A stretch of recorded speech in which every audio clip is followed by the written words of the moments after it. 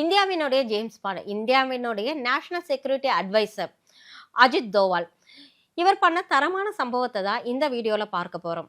1974 மே 18 அன்னைக்கு இந்தியா லாஃபிங் புத்தா என்ற பேர்ல அணு ஆயுத சோதனையை வெற்றிகரமா நடத்தினாங்க. இந்தியா அணு ஆயுத சோதனையில வெற்றிகரமா நடத்திச்சுங்கிறது பாகிஸ்தானுக்கு ஒரு உறுத்தலாகவே இருந்துச்சு.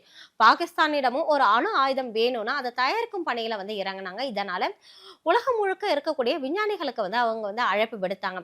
பாகிஸ்தான் போன்ற பயங்கரவாதத்தை ஆதரிக்கக்கூடிய ஒரு நாட்டிடம் அணு ஆயுதம் இருக்கிறது இந்தியாவிற்கு எந்த நேரத்துல வேணாலும் பாதகமா அமையலாம்ங்கிறதுக்காக பாகிஸ்தான்ல எங்க அணு ஆயுதம் தயாரிக்கிறாங்களா, அதை எங்க தயாரிக்கிறாங்க அப்படிங்கிறத உளவு பார்க்கறதுக்காக இந்தியாவில இருந்து ஒரு ரா ஏஜெண்டா அங்க அனுப்பலாம்னு முடிவு பண்ணாங்க. அப்படி பாகிஸ்தானுக்கு அனுப்புவதற்காக தேர்ந்தெடுக்கப்பட்டவர் தான் அஜித் தோவால்.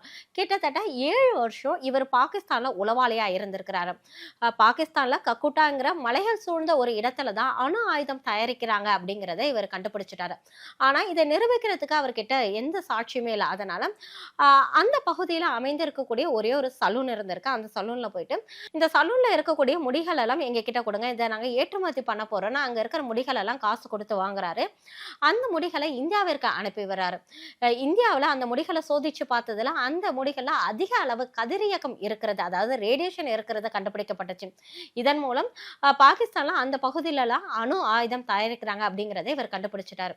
இவர் பாகிஸ்தான்ல இருந்த அந்த 7 வருஷமே தன்னை ஒரு இஸ்லாமியராக தான் காமிச்சுக்கிட்டாரு. இதுக்காக உருது மொழியெல்லாம் இவர் கத்துட்டு இருந்திருக்கிறாரு.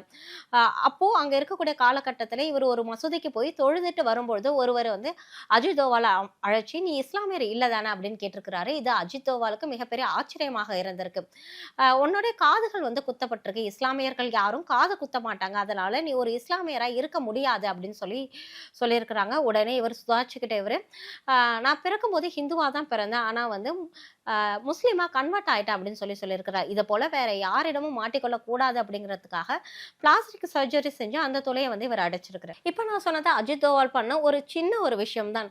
பொதுவா ராய் ஏஜென்ட்கள் தங்கள் செய்யக்கூடிய எந்த விஷயத்தையும் வெளியில சொல்ல மாட்டாங்க. ஏன்னா அது நாட்டினுடைய பாதுகாப்பிற்கு மிகப்பெரிய அச்சுறுத்தலாக மாறிடுங்கிற காரணத்தினால இவங்க யாரும் அவங்க பண்ண எந்த ஒரு விஷயத்தையுமே வெளியில சொல்ல மாட்டாங்க. இந்த விஷயமே அஜித் தோவால் ஒரு இன்டர்வியூல சொல்லியிருந்திருக்கிறார்.